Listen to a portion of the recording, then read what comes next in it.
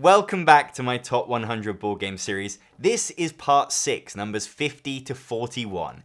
We did it. We're in the second half. Forget the last 5 videos. This is the real list. Those other games, what was I thinking? Time for some proper board games. Let's get to the list. And number 50 is Skyrise, which is an auction game with a unique spatial twist in that you are bidding to build your buildings across this city, and when you bid, you will place a building with a number on it onto a spot. And for someone to outbid you, they have to place one of their buildings with a number on it that's higher onto an adjacent spot, and someone outbids them on an adjacent spot. So whenever you outbid, you're not outbidding on what they originally started with, you're outbidding for something else, and then they're outbidding for something else. So it becomes this weird pathway auction thing where every time you bid, what you're bidding on changes, and the parameters of why you might be bidding for it change too. So you're either outbidding them to stop them from getting what you want. You won't be able to get it, but you're stopping them from getting it now. Or you're outbidding because you really want this thing that's next door. Or you might even be outbidding to just keep the bidding going, to take it in a direction that will eventually end up in a spot that you really want. You're trying to get your skyscrapers onto the board to score in a number of ways. There's island control. You want to have the tallest skyscrapers in an island. There will be objectives like trying to control bridges or lakes. Every time I place a building, I get a little token from that spot. It's connected to one of the colored regions on the board. So if I've got 3 green tokens, that means I get 6 points for every building on a green space. So I'm really now trying to win auctions in green regions, but the other players know that. There's a really nice amount of incentives to weigh up every time you bid, and you've got to decide how much to bid. You've got small, medium, and large buildings. How much do you outbid some? If you go really big, then you'll probably secure that spot. Someone's unlikely to outbid you. But as with any auction game, you want to get stuff on the cheap. If you can win stuff with your smaller numbers now, you can save your big buildings for when it's really crucial. One of the perks of this spatial auction is it has to come to an end eventually. You place your bid adjacent to the last one, and then they place adjacent to that, and they place adjacent to that. And eventually you end up building yourself into a corner. You place onto the last spot, and the auction is over. It doesn't matter what the number is. If there's nowhere else to go, it has to finish, and that player automatically wins. As the board fills up, that happens more and more often. And what's great about winning an auction is you get to start the next one. So if there's a spot on the board that's completely hemmed in, you can bid on it and automatically win it. I love a good auction game, and it's testament to Skyrise that this only came out last year and it's already in my top 100 because it does something so different to other auction games I already have. And yet, there are some similarities to the game Ra. You have numbers that other players can see. Everyone has different numbers that they can bid with, so you know exactly what they can bid. You just don't know what they're willing to bid. So there's no hidden information. It's very much about trying to outthink them. How much can you bid to force them to kind of cave and just give up? Or how much do you need to bid so that there's no way they can outbid you? It's tricky to know with the newer games where they're going to end up in my top 100 after a few years. But this one fits a lot of things I like about modern games. I love the auctions. I love the shared board. I love the simple but deep strategy that gets you thinking. And number 49 is Thunder Road Vendetta, which, whilst it's clearly inspired by Mad Max, for me it's the best board game version of Mario Kart I've ever played. I love how many ways there are to hurt the other players in this game. You can ram into someone, and then you roll these 2 dice and work out which car is going to ricochet off. If you can hit them into the rocks, then they immediately die. That car is out of the game. Or if you can knock them off the side of the board. But when you roll these dice, it could send you flying instead. It will either move the car on top or the car on the bottom, and then this die will tell you in which direction they go. But one of the cool things is if you have crashed in with a bigger car than theirs, you get 1 chance to re-roll those dice if you don't like what you roll originally. The road itself is full of obstacles, and if you drive through it first, you're going to have to reveal it. It could be a mine or an oil slick or a car wreck, or you might get lucky and it's nothing. If you end your turn behind another car, you get to shoot at them, rolling this die, which favors the smaller vehicles because they're harder to hit. So you're much likely to hit a larger vehicle on this die. If you do hit them, they take one of these damage tiles, which can cause even more chaos, like Blast Off, which gets you rolling 2 dice, and your car will just fire off in another direction, often off the board and out of the game. And then finally, you've got the choppers, which you can place anywhere you want and give you a chance to shoot at another vehicle. So they're especially useful for the cars out in front that you can't quite get close enough to bump off the road, so you need another way to take them down. It's one of those games where you're programmed to be mean to each other. That is the point of the game, so nobody gets upset about it. And it's just fun watching this action sequence take place. There's a lot of luck with these die rolls, but it means that you have these entertaining moments that someone will be trying to kill someone else and they end up killing themselves in the process. If you want control or strategy in games, then this probably isn't for you. This is one where you embrace the chaos and enjoy what unfolds. But at the same time, there are some little moments of decisions that make this feel like a modern experience. And the way these dice come together to just deliver all of that action in such a simple way is what makes this game for me. And number 48 is Vienna Connection, which is a game that I don't have anymore because I played it once and finished it. It's a narrative campaign that's kind of like a detective mystery game, but set in the world of espionage. It's set during the Cold War, and you play as CIA agents who have been sent to try and catch Russian spies. And it places you in this immersive story. As you play the game, you will be swamped in bits of paper that give you interrogation reports and maps and newspaper clippings, and you are just swamped in all this information that builds this world that you're a part of. And it's all just so well written that I just buy into it completely. I've never played a board game where there's so much information to pore over, and we were playing 4 players with all these papers strewn across a living room, and it really just felt like we were in a spy movie with all these different pieces of evidence and clues that we were trying to work out. It's hard to go into details without giving spoilers, and it's been a few years since I played it, but for me, this is one of the best stories I've experienced playing board games. It's such a well-crafted narrative, and it's very linear in that respect. You don't really tell the story yourself, you are being told it, but you're exploring it and discovering it in a way that, to me, is really fascinating. The only downside is that it doesn't really have questions at the end of it. It's not like a detective case where you have to sort of win the case by getting things right. At the end of each chapter, you will make certain decisions, but they don't really impact the overarching narrative. They fit what you're doing, so it might be like, you arrest this person or you let them go, and you'll be given a little bit of a summary at the end as to whether you made the right choice or not, but it's much more of a narrative that plays out rather than a kind of win or lose scenario. It's closest to Detective, a modern crime game from the same publisher, but this one is more ambitious, and what I love about it is just that it's in a different world. There are so many detective games now, but Vienna Connection offers something different. This immersive, narrative, linear game that tells this incredible story, and it isn't a detective game at all.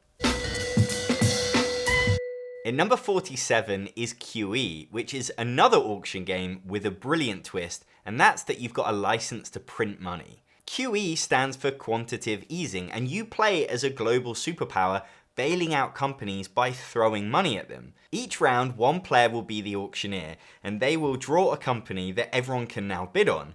As the auctioneer, I will place the first bid. I've bid $1,000, and everyone else will submit a secret bid to me. So I look at them and work out who bid the most, and then that player will win this company, and I will write what they bid on the back, but no one will know what they bid. So as a bidder, you're totally lost. You might have bid $2,000 to get way over the auctioneer's bid, but still you didn't win? Did this person bid $1 million? You have no idea, and that's the joy of the game, is that you can bid any amount of money that you want. Now, that might come back to haunt you at the end of the game, but each bid will raise the stakes, and you start off bidding 10s, 50s, 100s, then it gets into 1000s. By the end of the game, people are bidding millions because you're always just trying to stay ahead of the pack. You are trying to win stuff. You're not going to win the game if you don't get something. But if you spend too much over the course of the game, you lose, because at the end, you will all reveal how much you've spent, and the person that spent the most is immediately out. They can't win the game. And there's a reward for the player who's bid the least. If you've been the most frugal, you get some extra points that might help you win. But you can't win by being too cautious. You do have to get carried along with the chaos in this game, or otherwise you'll get nothing. Because to get points, you need to be collecting companies. You've got a board that shows you what you're scoring based on what you're getting. You want to get companies that are your nationality, or you want to monopolize in certain industries, or you want to be diverse and have lots of different types of industries. There's a few different ways to get points that mean that when something comes up, you really want that tile. And each tile actually has points on it. Some are worth more than others. So it really incentivizes you to bid for stuff. You cannot win the game unless you have a few of these companies. And as the bidding goes up and up and up, you just have to go with the flow, or otherwise you won't win anything. But how do you even know what the flow is? Well, every time you're the auctioneer, you get a chance to see the bid, so you have an idea where people's heads are at.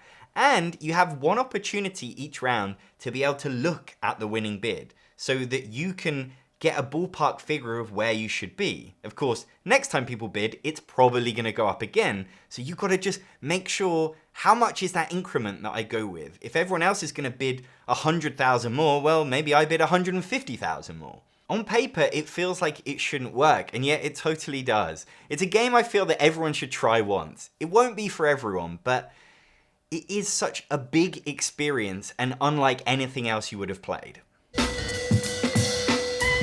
And number 46 is Hollywood Golden Age, another auction game, and this one from my favorite designer, Reinoso. The idea is that you're in the golden age of Hollywood and you're trying to make movies. And to make those movies, you're going to need cast and crew. So these tiles represent the movies you're trying to make. So you have a few of them and you'll get more once you've completed them, but this is Gone with the Wind. And to make Gone with the Wind, I need a director and an actor and a seamstress, and I also need a star. To get those things, we will bid on them. So each round, the car will stop at different locations in Hollywood, and you will bid on what's there. So here there's a seamstress and a director, and so everyone will take it in turns to bid with their cash and try and win this lot. If you win, your cash then gets distributed amongst the other players, making them richer. So if you spend too much, you're then going to struggle to outbid them in future auctions because they're now much richer than you. So the cash just kind of moves around all the players, which is nice because it means you can't win more than like a couple of auctions in a row because suddenly you got no money and everyone else has got it. And you've really got to plan for that because you can see what's coming up in the future auctions.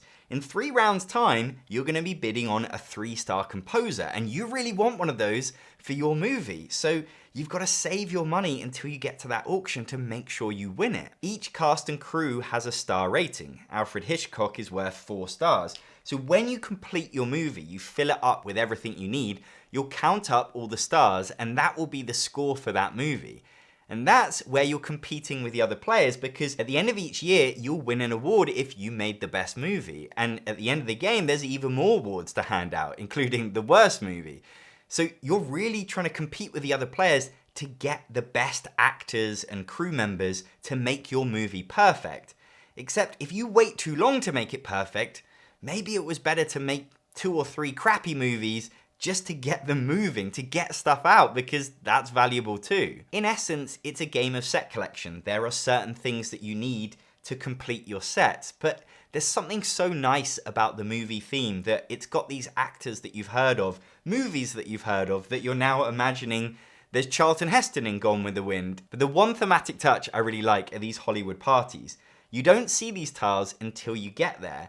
And the person who gets first pick is the person who's got the most stars in their movies already. So it's all about having the best Hollywood connections. This game has now been reprinted as Nightmare Productions, which has got a horror movie theme. But I'm sure at its heart, it's still the same experience. There's just something really enjoyable about trying to get the perfect movie made. And number 45 is 878 Vikings Invasions of England, which is my favorite type of war game. And I say type because this is from a series from Academy Games that all have the same sort of mechanisms. They've got different themes, settings, but they're all war games and they all play in a very similar way. One of the things I love about it the most is it's a team game, 2 versus 2. 2 players will play as the Viking factions invading England, and the other 2 will play as the English factions trying to ward them off. You're working together, but you each have your own faction, your own pieces on the board, your own cards, even your own dice. So you'll take your teammates' players into battle at times, but they still get to roll the dice to see what happens to them. What I love about this series is how simple the battles are. There's still strategy in terms of where you send your troops and how many and which battles to get involved in, but in terms of rules and admin, the game really gets out of the way and lets you enjoy it. If you move into a region with the opponent's troops, you start a battle. The defender gets to roll first, and you roll as many dice as you have troops of that color. So you're trying to wipe some of the attackers out before they even get a chance to roll their dice, because then they'll roll less. There's only 3 things that you can roll on a dice. A hit, which will kill one of the opposing side. A flee, which means that the person has fled the battle. They don't want to take part in this war anymore. But it's not a kind of death. You will get them back when you next reinforce, but they'll end up somewhere else on the map. So it's sort of like half bad, but not totally bad. And then you get a command action, which allows you to actually retreat that unit if you want. You can stand and fight, but often if you're getting beaten, it's better to save their life and put them somewhere else where they can fight again later. Though it might seem simplistic on the surface, there's a few interesting details that make the battles more strategic than you might think. For example, each faction rolls different dice. Some of the factions are much stronger than others. The Viking berserkers have way more hits. They're much more likely to wipe out troops, but they only roll 2 dice. So every time they get to roll, they can only kill a maximum of 2 of the opposing troops. Then it will be the other team's turn to roll, and so then you have to wait for it to come back to you before you get to roll your dice again. By that point, you might have died. Whereas the Norsemen, they don't have as many hits on their dice, but they do at least have 3 dice. So when your opponent kills one of your troops, you get to decide which faction dies. And that's a big decision based on how many people you've got left and how many dice you might get to roll when you fight them back. Because the other thing is that the stronger factions with the better dice are harder to come by. When the Vikings invade, they bring loads of the Black Norsemen, but only a few of the Red Berserkers, the ones that are really good at fighting. If they die in battle, they're a lot harder to replace. Across the map are English towns and cities which the Vikings are trying to conquer. If they can claim 14 of those, they immediately win the game, whereas the English can immediately win if they wipe the Vikings off the map, but that is very unlikely to happen. Whereas if you just make it to the conclusion of the game, then the Vikings will win if they only have 9 cities that they control. The other reason the English need to keep hold of their cities is because it lets them reinforce. At the start of every turn, you get to reinforce your coloured troops in certain parts of the board. So it allows you to bolster for future battles. They'll be much further away from the action potentially, but at least you're getting new people from somewhere so that you can send them into battle and die again or run away. The Vikings work in a different way. They don't reinforce, they just turn up in a boat every round with hordes of Vikings and a Viking leader that can carry these Vikings across the map. So they can battle and then move on and battle and move on, just tearing through the English countryside, claiming city after city, whereas when the English attack, they're much slower with it. That gives the game an asymmetric feel, which is thematic. The English will feel totally under the cosh at all times. They are being swarmed by Vikings and they've just got to survive, whereas the Vikings feel immensely powerful, but can they do enough quickly enough to win the game? It's not a game I play as much as I like. The length and the team thing just means it doesn't get to the table, but I love that it gives me that feeling that you get from Risk as a kid, rolling dice, just wiping out troops, but in a much more modern way. And number 44 is Tobago, which is all about finding treasure on this island. You've first got to work out where the treasure is, and then you've got to get there first and grab it before the other players.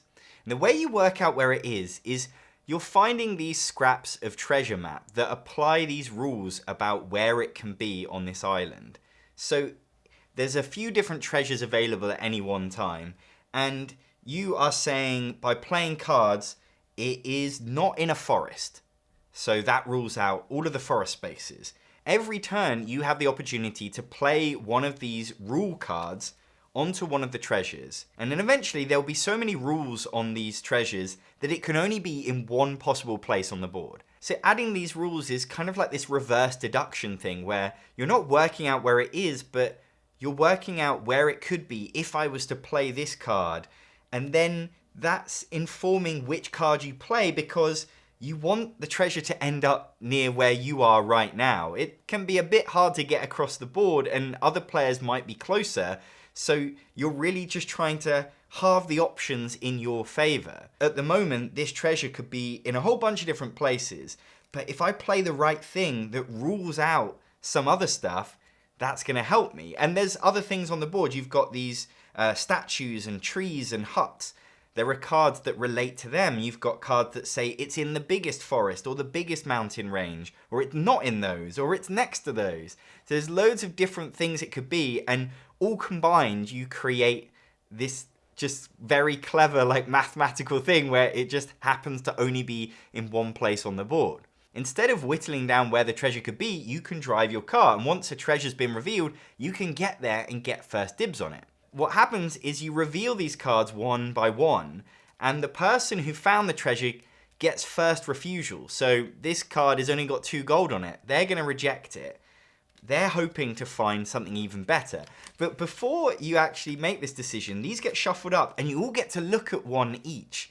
So you get an idea of what's available. So there's just this really cool push your luck thing of like, do I wait for something better? You only get to see one card at a time. Is better going to come along? And that's just like a nice little mini game. Plus, there's also a couple of cursed relics in here.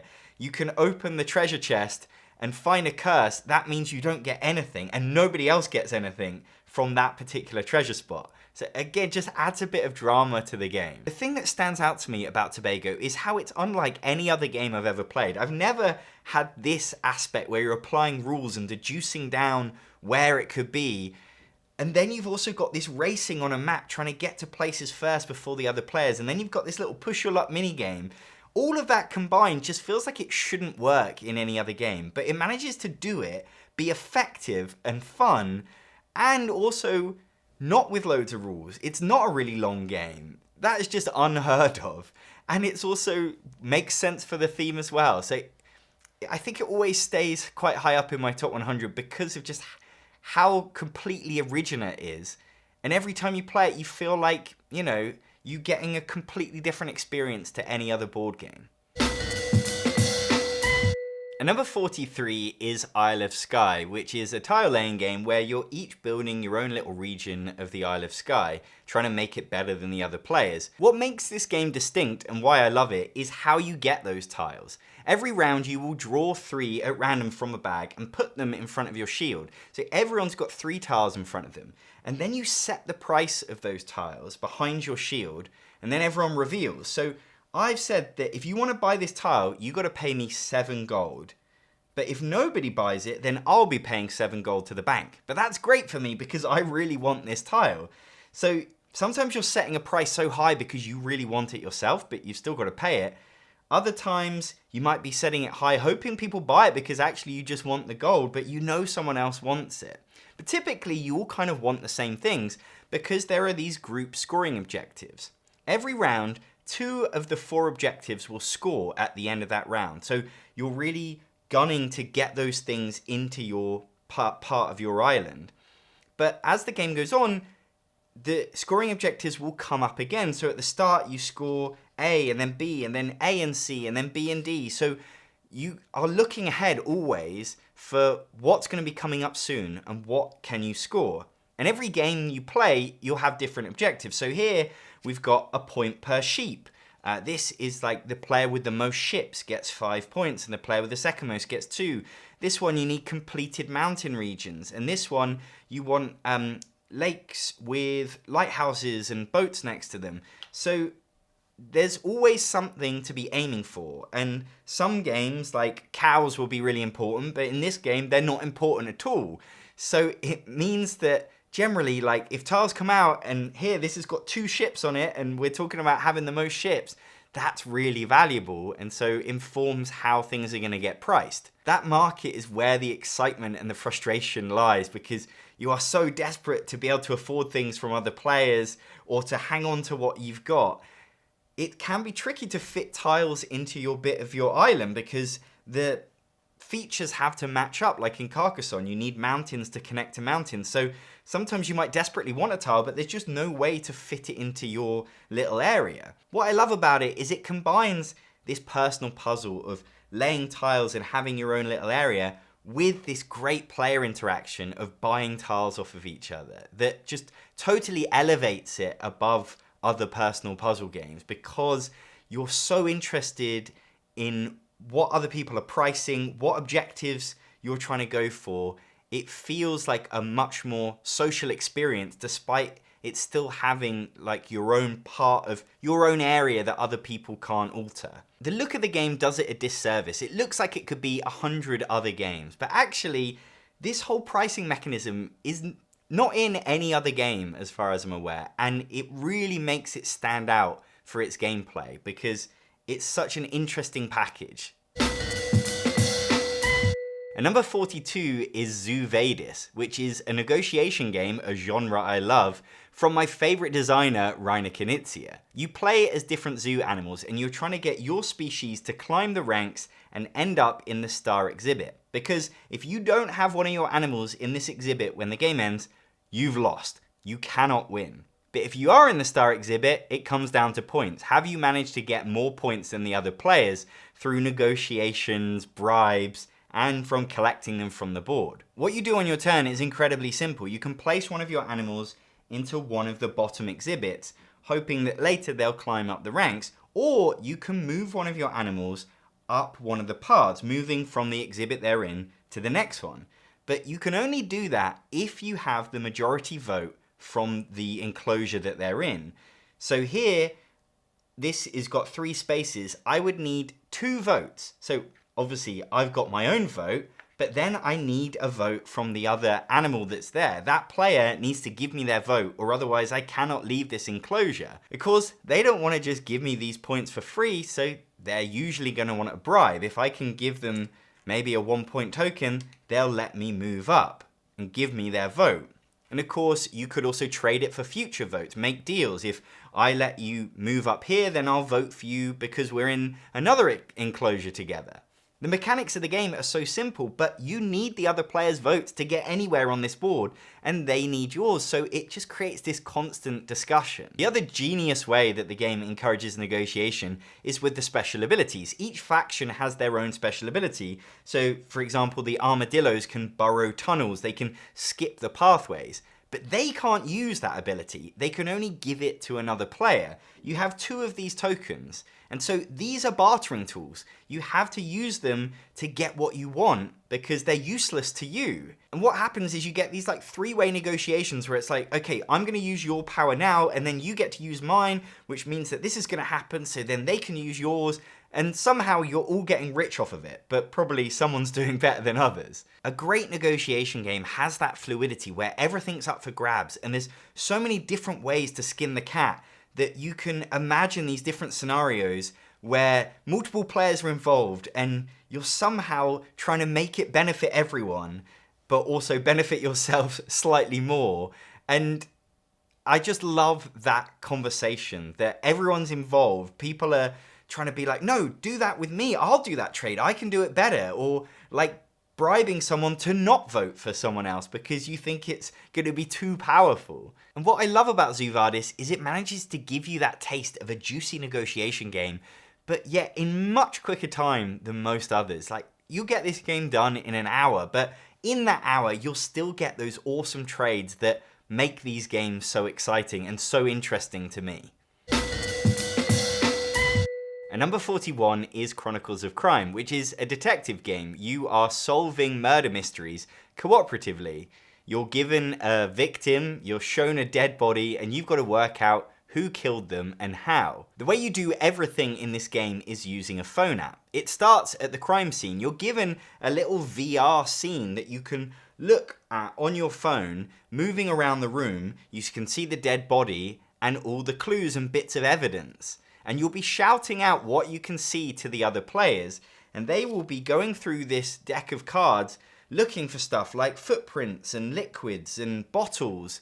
Whatever you think is at the crime scene that is relevant, you are taking those cards. And then once you've finished looking at the crime scene, you can then scan these cards, their little QR code, to see which of the bits of evidence will be relevant for the case. And then you can talk to the witnesses and suspects, because every character in the game also has a QR code. So you will ask them questions, and you ask them questions by scanning other QR codes. So you could ask this woman about the footprints that you saw at the crime scene, but you could also ask her about the other witnesses, the other suspects. What does she know about them? What does she think of them? And then they will reveal to you other people in the case, introducing other character cards and other locations. So now you know you've got to go to the Docklands to interview this other person. And the game feels very freeform because you can do that in any order. You can decide to really interrogate one person and ask them about everything. Or you can really just follow your instincts and think, no, I think I've got the important information here. Now let's go and interview somewhere else or go to a different location and sort of open up the story in that way. Because sometimes you'll go to new locations and there'll be another crime scene that you get to look around. And the story develops, but using the app, new things can happen at different points in the game, especially with the longer cases, that maybe someone else dies later on and you've got to find out who killed them as well. You've got a serial killer on your hands. So while I prefer to play a game without an app, Chronicles of Crime is what it is because of that app. It has the answers to like thousands of questions that you can ask. And it gives you this immense feeling of freedom that you feel like a detective because the game isn't telling you where to go and what to do. You have to decide which questions to ask, who to really interrogate deeply, and who you think's probably just not got much to offer. Because there's only limited time. You could get to the end of the game and not have all the answers. I love detective games. They're one of my favorite genres. And Chronicles of Crime is one of the best.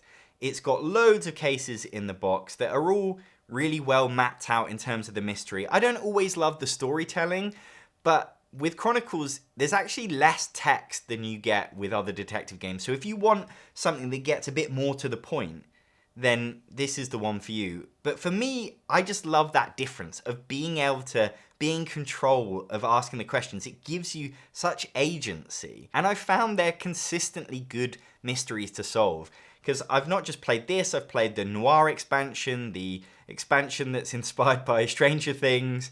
Then I've played the standalone boxes, 1400, and another one that's set in the past. And they've all been like really interesting mysteries. They all might add their own stuff, like with the expansions, but I've just always had a great time playing these games. It isn't my favorite mystery game, you can wait for that later in my top 100, but I've just had so many great hours playing this game with my wife. I love exploring the cases. I think they're a really good level of challenge, that they're never too frustrating, but you always feel a bit clever for having solved it.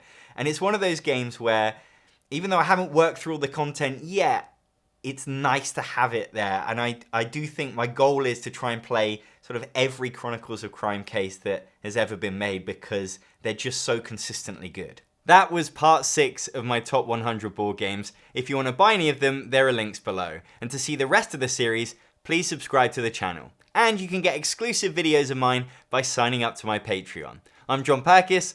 Thanks for watching.